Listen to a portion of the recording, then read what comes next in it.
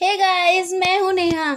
मैं आप सभी का स्वागत करती हूं आपके अपने यूट्यूब चैनल NN स्टडी आपकी सक्सेस पे। सो फ्रेंड्स, इस वीडियो में हम कवर करेंगे भारत के प्रधानमंत्रियों का कार्यकाल और बहुत ही अच्छे से हम यहां कवर करेंगे कार्यकाल, वो भी विद इमेज। ठीक है, साथ साथ हम इनके बारे में डिटेल में भी जानेंगे। एंड इससे पहले वाले वीडियो में हमने कवर किया था उत्तर प्रदेश के मुख्यमंत्रियों का कार्यकाल।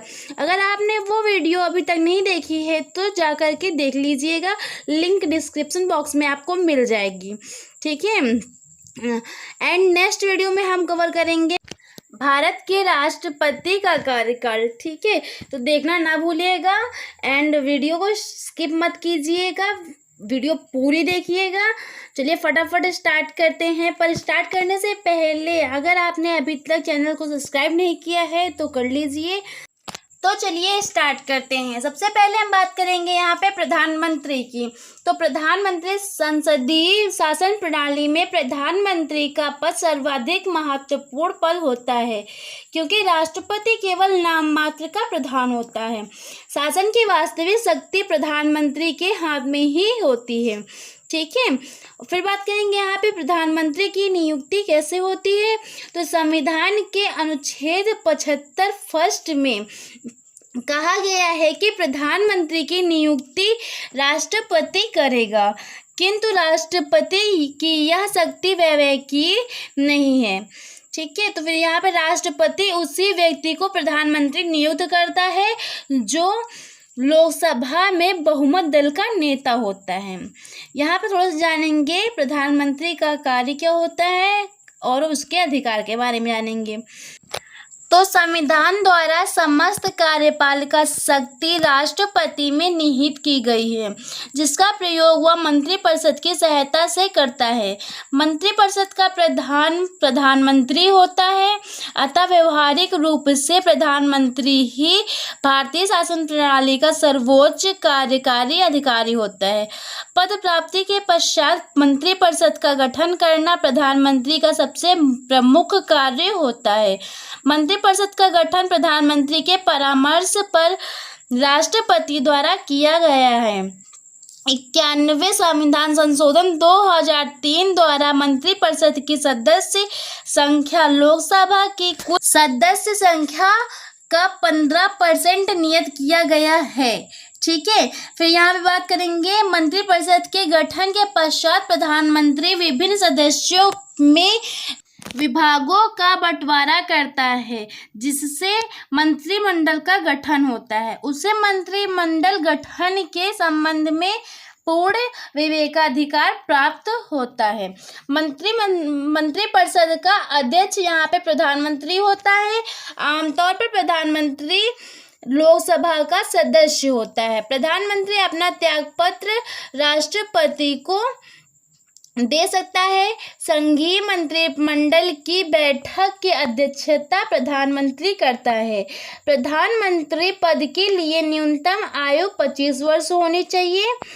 मंत्रिमंडल के गठन के लिए विभागों का बंटवारा प्रधानमंत्री करता है। ठीक है, एंड अनुच्छेद 78 के तहत यहाँ कहा गया है कि प्रधानमंत्री राष्ट्रपति को ऐसी सूचना देगा जो संघीय प्रशासन तथा विधान के बारे में उसके द्वारा मांगी जाएगी। ठीक है, स्वतंत्रता के बाद गठित प्रथम मंत्रिपरिषद में प्रधानमंत्री सहित कुल सदस्यों की संख्या 36 होती है।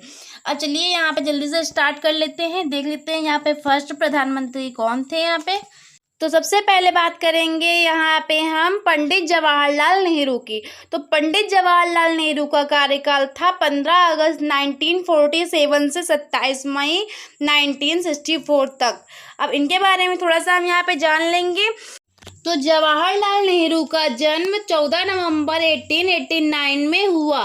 पंडित जवाहरलाल नेहरू भारत के प्रथम प्रधानमंत्री थे और स्वतंत्रता के पूर्व और पश्चात की भारतीय राजनीति में केंद्रित व्यक्तित्व थे। महात्मा गांधी के संरक्षण में वे भारतीय स्वतंत्रता आंदोलन के सर्वोच्च नेता के रूप में उभरे और उन्होंने 1947 में भारत के एक स्वतंत्र राष्ट्र के रूप में स्थापना से लेकर 1964 तक अपने निधन तक भारत का शासन किया। वे आधुनिक भारतीय राष्ट्र राज्य एक संप्रभु समाजवादी धर्मनिरपेक्ष और लोकतांत्रिक गणतंत्र के वास्तुकार माने जाते हैं। भारतीय बच्चे इन्हें चाचा नेहरू के नाम से बुलाते थे। इनकी मृत्यु 27 मई 1964 को हुई। इनका शासनकाल इनकी मृत्यु के साथ समाप्त हो गया। नेहरू जी के नेतृत्व में कांग्रेस राष्ट्रीय और राज्य स्तरीय चुनावों में प्रभुत्व दिखाते हुए 1951, 1957 एंड 1962 के लगातार चुनाव जीता। भारत में उनका जन्मदिन बाल दिवस यानी चिल्ड्रन डे के रूप में मनाया जाता है। ठीक है, नेक्स्ट बात करेंगे हम यहाँ पे गुलजारी लाल नंदा की। तो गुलजारी लाल नंदा का कार्यकाल 27 मई 1964 से 9 जून 1964 तक था। गुलजारी लाल नंदा की बात कर रहे हैं तो गुलजारी लाल नंदा का जन्म 4 जुलाई 1898 को हुआ। ये एक भारतीय राजनीतिज्ञ थे। 1964 में प्रथम भारतीय प्रधानमंत्री पंडित जवाहरलाल नेहरू की मृत्यु के पश्चात भारत के प्रधानमंत्री बने। कांग्रेस पार्टी के प्रति समर्पित गुलजारी लाल नंदा प्रथम बार पंडित जवाहरलाल नेहरू की मृत्यु के बाद 1964 में कार्यवाहक प्रधानमंत्री बनाए गए। दूसरी बार लाल बहादुर शास्त्री की मृत्यु के बाद 1966 में यह कार्यवाहक प्रधानमंत्री बने। इनका कार्यकाल दोनों बार उसी समय तक सीमित रहा जब तक कि कांग्रेस पार्टी ने अपने नए नेता का चयन नहीं कर लिया। ठीक है, नेक्स्ट है यहाँ पे हमारे लाल बहादुर शास्त्री। तो लाल बहादुर शास्त्री का कार्यकाल 9 जून 1964 से 11 जनवरी 1966 तक था। अब लाल बहादुर शास्त्री की बात है तो इनका जन्म 2 अक्टूबर 1904 को हुआ। ये एक भारतीय राजनेता थे जिन्होंने भारत के दूसरे प्रधानमंत्री के रूप में कार्यकाल किया। उन्होंने गुजरात के आनंद की अमूल दुग्ध सहकारी समिति का समर्थन करके और राष्ट्रीय डेयरी विकास बोर्ड बना के दूध के उत्पादन और आपूर्ति को बढ़ाने के लिए एक राष्ट्रीय अभियान श्वेत क्रांति को बढ़ावा दिया। भारत के खाद्य उत्पादन को बढ़ावा देने की आवश्यकता को रेखांकित करते हुए शास्त्री जी ने भारत में हरित क्रांति को बढ़ावा दिया। इससे खाद्यान्न उत्पादन में वृद्धि हुई, स्पेशली पंजाब, हरियाणा और उत्तर प्रदेश में। फिर इनकी बात करें तो 1965 के भारत और पाकिस्तान युद्ध के दौरान देश का नेतृत्व किया। इनका नारा जय जवान जय किसान था जो युद्ध के दौरान बहुत लोकप्रिय हुआ। ठीक है, जय जवान जय किसान का अर्थ है यहाँ पे सैनिकों की जय हो एंड किसानों की जय हो। उन्हें मरणोपरांत भारत रत्न से भी सम्मानित किया गया। तो इतना याद रखना इनके बारे में। नेक्स्ट बात करेंगे हम यहाँ पे गुलजारी लाल नंदा की। तो गुलजारी लाल नंदा का कार्यकाल कितना था यहाँ पे 11 जनवरी 1966 से 24 जनवरी 1966 तक। इनके बारे में मैंने आपको पहले ही बता दिया है। ठीक है, चलिए नेक्स्ट बात करते हैं यहाँ पे। तो यहाँ पे नेक्स्ट है श्रीमती इंदिरा गांधी। इनकी बात करते हैं तो इनका कार्यकाल यहाँ पे था 24 जनवरी 1966 से 24 मार्च 1977 तक। ठीक है, इनके बारे में थोड़ा सा यहाँ पे जानेंगे। इंदिरा गांधी की बात करें तो इंदिरा गांधी का जन्म 19 नवंबर 1917 को हुआ। वर्ष 1966 से 1977 तक लगातार 3 पारी के लिए भारत गणराज्य की प्रधानमंत्री रही और उसके बाद चौथी पारी में 1980 से लेकर 1984 में उनकी राजनीतिक हत्या तक भारत की प्रधानमंत्री रही। ठीक है, चलिए नेक्स्ट बात करेंगे यहाँ पे। नेक्स्ट हमारे मोरारजी देसाई। तो इनका कार्यकाल कब से कब तक था? इनका कार्यकाल था यहाँ पे 24 मार्च 1977 से 28 जुलाई 1979 तक। इनके बारे में थोड़ा सा यहाँ पे जानेंगे हम। 29 फरवरी 1896 को इनका जन्म हुआ। भारत के स्वाधीनता सेनानी, राजनेता और देश के चौथे प्रधानमंत्री थे। इन्हें भारत के सर्वोच्च सम्मान भारत रत्न एवं पाकिस्तान के सर्वोच्च सम्मान निशाने पाकिस्तान से सम्मानित किया गया था। ये 81 वर्ष की एज में प्रधानमंत्री बने थे। इससे पूर्व कई बार इन्होंने प्रधानमंत्री बनने की कोशिश की किंतु असफल रहे। ठीक है, चलिए अब नेक्स्ट बात करेंगे यहाँ पे। तो नेक्स्ट है चौधरी चरण सिंह। तो इनका कार्यकाल यहाँ पे है 28 जुलाई 1979 से 14 जनवरी 1980 तक। इनके बारे में हम यहाँ पे थोड़ी सी बात करेंगे। चौधरी चरण सिंह का जन्म 23 दिसंबर 1902 को हुआ। 29 मई 1987 को इनकी मृत्यु हुई। चौधरी चरण सिंह ने अपना संपूर्ण जीवन भारतीय और ग्रामीण परिवेश की मर्यादा में जिया। 23 दिसंबर 2020 को इनकी 118वीं जयंती मनाई गई और जो किसान दिवस मनाया जाता है वो इन्हीं के जन्म दिवस पर मनाया जाता है। ठीक है, इन्होंने किसानों को बहुत सपोर्ट किया था। इन्होंने किसानों के लिए बहुत सी योजनाएं भी शुरू की। 2001 में सरकार ने चौधरी चरण सिंह के जन्मदिन को किसान दिवस के रूप में मनाने का फैसला लिया। ठीक है, चलिए नेक्स्ट यहाँ पे हम बात करेंगे। तो नेक्स्ट यहाँ पे है श्रीमती इंदिरा गांधी। श्रीमती इंदिरा गांधी की बात करते हैं तो इनका कार्यकाल यहाँ पे था 14 जनवरी 1980 से 31 अक्टूबर 1984 तक। तो इनके बारे में मैंने आपको पहले ही बता दिया है। ठीक है, हम नेक्स्ट देखेंगे यहाँ पे। नेक्स्ट है राजीव गांधी। तो राजीव गांधी का कार्यकाल यहाँ पे था 31 अक्टूबर 1984 से 1 दिसंबर 1989 तक। इनके बारे में जानेंगे यहाँ पे। तो राजीव गांधी का जन्म 20 अगस्त 1944 में हुआ था। इंदिरा गांधी के पुत्र एवं जवाहरलाल नेहरू के नाती थे ये और भारत के छठे प्रधानमंत्री भी थे। राजीव गांधी का विवाह एंटोनिया माइनो से हुआ जो कि इटली की नागरिक थी। विवाह के बाद इनका नाम बदल के सोनिया गांधी कर दिया गया। राजीव गांधी की मृत्यु 21 मई 1991 को हुई। ठीक है, नेक्स्ट बात करेंगे हम यहाँ पे। तो नेक्स्ट है यहाँ पे विश्वनाथ प्रताप सिंह। विश्वनाथ प्रताप सिंह का कार्यकाल था 2 दिसंबर 1989 से 10 नवंबर 1990 तक।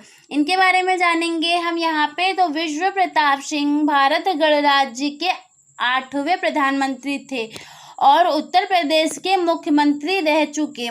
विश्व प्रताप सिंह का जन्म 25 जून 1931 को हुआ और मृत्यु 27 नवंबर 2008 को दिल्ली में हुई। इन्होंने आम चुनाव के माध्यम से 2 दिसंबर 1989 को पद प्राप्त किया था और ये भारत की पिछड़ी जातियां में सुधार करने की कोशिश के लिए जाने जाते हैं।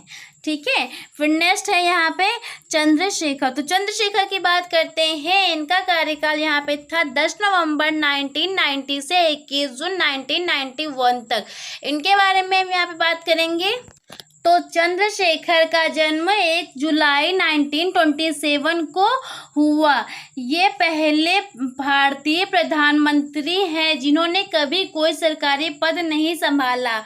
इनकी मृत्यु 8 जुलाई 2007 में हुई। ठीक है, नेक्स्ट बात करेंगे हम यहाँ पे पीवी नरसिम्हा राव की, यानी पामुलापति वेंकट नरसिंह राव। ठीक है, इनके बारे में हम यहाँ पे जानेंगे।